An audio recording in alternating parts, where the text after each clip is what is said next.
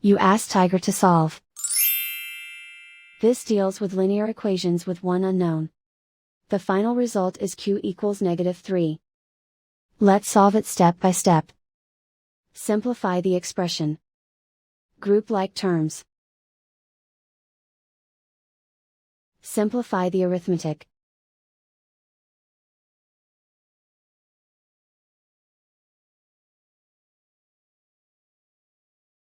Group all constants on the right side of the equation. Subtract 2 from both sides. Simplify the arithmetic.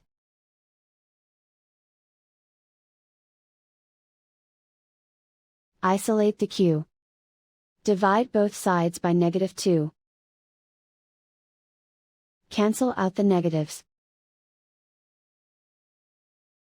Simplify the fraction. Move the negative sign from the denominator to the numerator.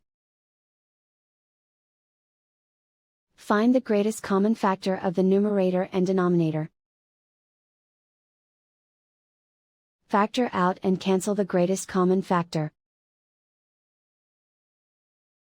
And so the final result is q equals -3.